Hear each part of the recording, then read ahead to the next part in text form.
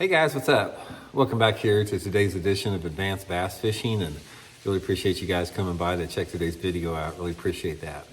Guys, today I want to talk about how to work a jig. I want to give some advanced tips and advanced tactics on actually how to manipulate a jig and create action on a jig, because I think this is one of the things that a lot of people struggle with as far as how to catch fish on a jig, or how to get the jig to work right, or how to generate or strike on a jig. But there's about probably a half a dozen as far as retrieves, how I actually work a jig, that I want to share with you guys today and show you what they are. I think you guys are going to add up to a lot more jig strikes.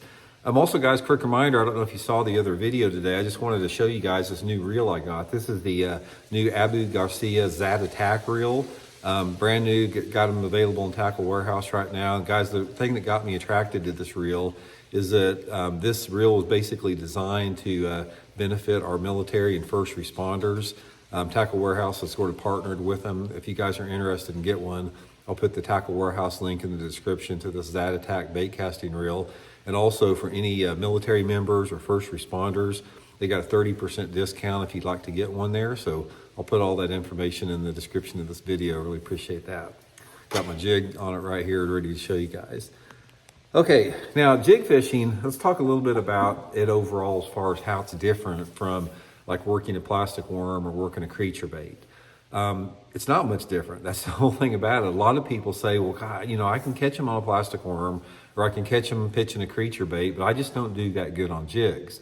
Now, there's a lot of different reasons for this. A lot of it is because the jig color, the jig profile, the trailer that you use on a jig, all that type of stuff has a big impact on how many bites you get. It's not as simple as like, just threading on a Texas rig worm or something and going fishing. You have a lot more variables to a jig. Now, one of the key variables to it is generating the strike from how you work the jig. So I want to sort of go over some of my favorite techniques on how to work a jig as far as the rod manipulation and action. Okay, so first of all, guys, let's talk about the pitching and flipping technique when you're pitching and flipping a jig, which is a little bit different. Now, if you're flipping and pitching a jig or pitching something like that, normally what I'm trying to do is there's two different elements involved. Number one, it has to do with the targets I'm fishing. If I'm pitching and flipping a jig like next to a stump or next to a boat dock piling, it's different than if I'm pitching a jig like over a limb into a laydown tree or into a flooded brush pile or a flooded bush or something. So there's two different ways that I work it based upon the cover that I'm fishing. Now let's talk a little bit about if I'm pitching and flipping that jig, say into a laydown tree where my line is over a limb. Now when I do that, I pitch it in there, and one of the things that you want to do, guys, when you're any type of jig fishing is you want that jig to fall on a slack line. So I'll pitch it in there, I'll keep my rod tip high, and sometimes I'll peel out line.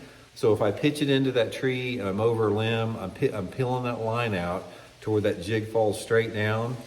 And then once it gets to the bottom, I usually take it like this and I'm shaking it just like that, just like vibrating that rod tip a little bit, let it stop a little bit, and I'll shake it a little bit more. And then based upon how deep the water is, I may reel up a couple cranks and I'll start shaking it as well. So in other words, I start shaking it when that jig is on the bottom.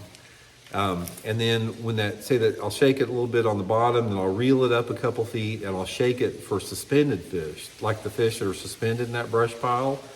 And then sometimes I'll drop it back down and shake it again. Sometimes I'll pull up on it, let it go down. But anytime that I've got my bait over a limb, I'm usually trying to vibrate it, just in one spot like that. That gives those fish time to actually come into the flooded cover or the brush pile to investigate that jig. Now, if I'm pitching and flipping that jig next to a laydown stump or, a dock or a rock pile or something like that, this is when I'm using the hopping technique. Now, this is how a lot of people will fish a worm. They'll shake it like that, take up the slack, shake it like that, pull the rod tip.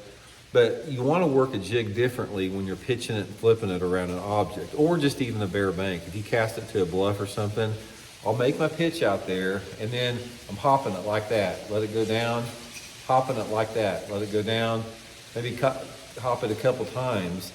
And what I'm trying to do is I'm trying to get that jig to come up off the bottom like that and fall down. I don't want to just like, keep it close to the bottom like that. I want it to come up higher off the bottom.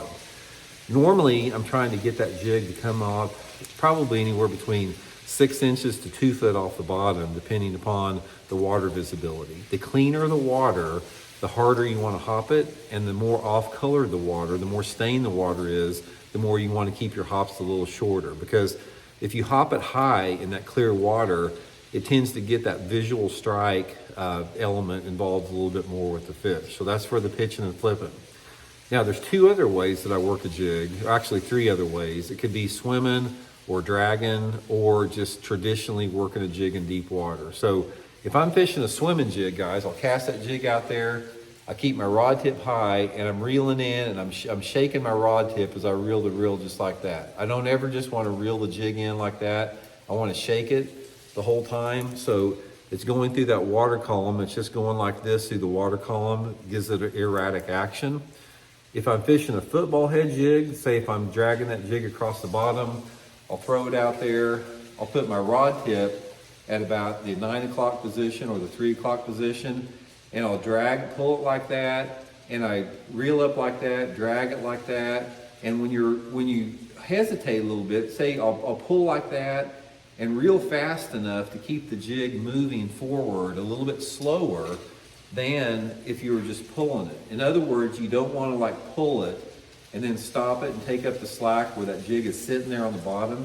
You want to pull it and reel that rod tip fast enough to where that jig is going along the bottom like that, and then you're hesitating and you're taking up the slack, and it goes a little bit slower, and then it speeds up like that. You don't want to like pull it and let it stop. You always want to keep it moving.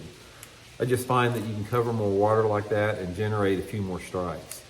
And finally, the last way is a straight casting deal. Let's say, for example, you're casting a jig on a drop-off, or you're casting a jig around a piece of structure like a deep brush pile. I usually just cast it out there, and I let the fish sort of tell me how they want to work. I'll start out, hopping it like that, hopping at 6 or 8 inches off the bottom, and then if I get to a piece of cover, I may slow down and twitch it a little bit. This depends on how the cover is set up. If I cast it over there on a drop off and I'm reeling it to the edge of the drop off, and then the jig falls down on actually the drop itself, you want to free spool the line to get it to fall vertical, and just keep sort of just shaking it and pulling it up a little bit. But ultimately, that's just sort of like my go-to retrieves out there. A lot of times you just have to let the fish tell you. You can experiment a little bit to see what they want. So one of the best ways to do that is if you get into an area and you're getting a few bites on a jig. Say you're catching a few fish, but you think there may be more fish there. Just try a little bit different retrieve. Try hopping it farther off the bottom. Try hopping it not quite as far off the bottom. Just vary your retrieve until you find the one that the fish usually get on more than anything else. But probably, if I could give you one piece of advice on a jig over a Texas rig or a creature bait, is try to hop the bait farther off the bottom. Don't drag it quite as much. Don't shake it quite as much unless I'm in those situations I talked about.